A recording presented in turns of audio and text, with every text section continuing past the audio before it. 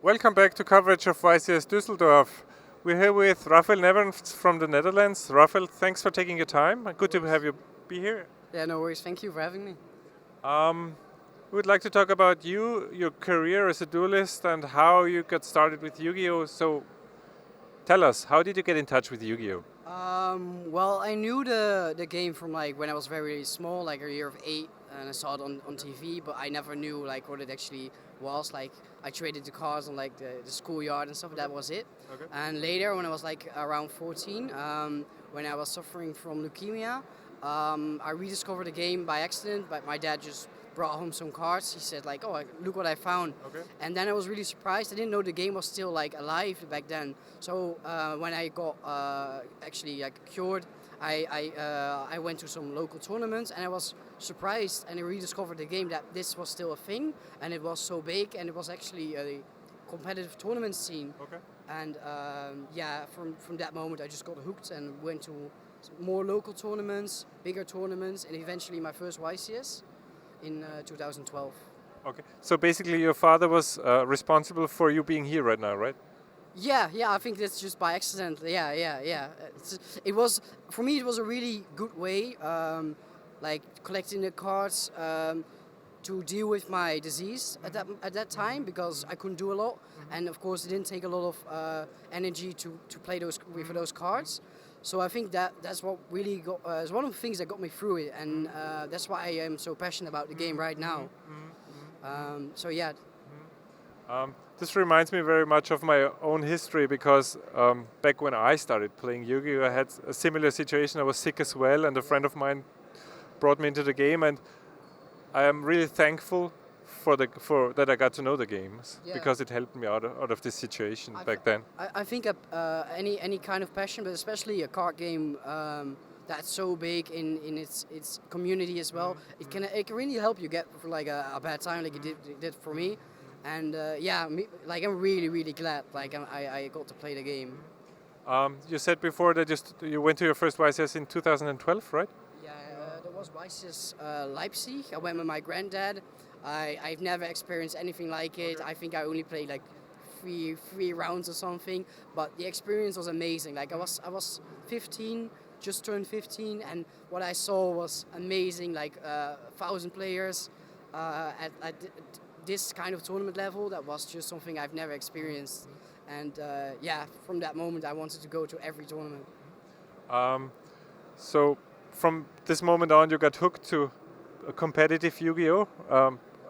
Yeah, well, while I really wanted to, I was still very young. I still wasn't very good at the game at all. But I tried to go to at least every event just to gain more experience. And that's something I tell everyone who asks me, like, how do I get better? Just go to every event. Like, the experience is already worth it, seeing the cities and meeting people for sure. But just playing people from different countries, different languages, playing in such a competitive setting, even if you do really bad, like I scrubbed 4 or 5 YCS in a row before I did even remotely well. It just really helps. It adds up. Like you will see in like the long run, the experience is gonna add up and help you get better, and that's what happened for me as well. What would you say? When did you have your breakthrough? What helped you, like breaking through, getting more competitive or more successful? Did anything happen, or was it just based on experience? I think, well, I thought when my breakthrough was there when I topped my first YCS, that was London 2014.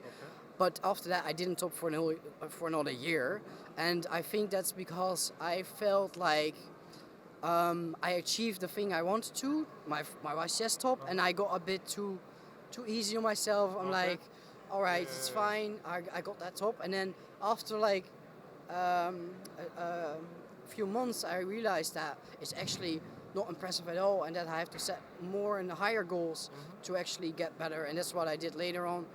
In 2016, when I topped Euros, after that I got to join my team, Complexity Card Gaming, and that's I think where the real breakthrough was, because then at that moment I suddenly got to play with people who were so much better than me.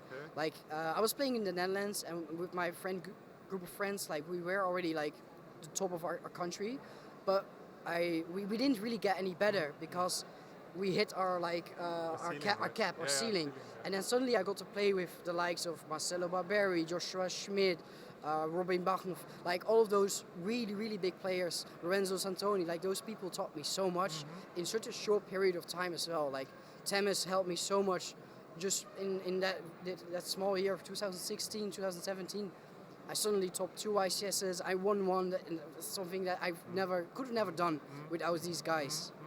So now we're already getting to the present almost. So your first YCS win was YCS Prague in 2017. I think it was the YCS Volume 2, right? Yes, the second one.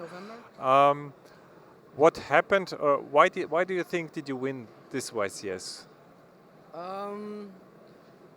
Well, I bubbled out quite a few times before, so I really felt that like suddenly like it had to happen sometimes, but I really didn't expect to win that event at all.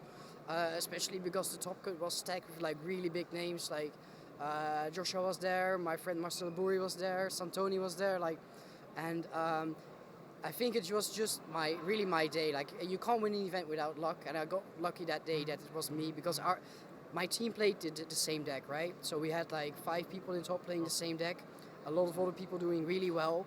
So it could have been any one of my team really, and the deck was such a team effort. So once again, I got a lot to thank CCG for actually, and that could have been any good player from my team to get there, and it was just it was my day.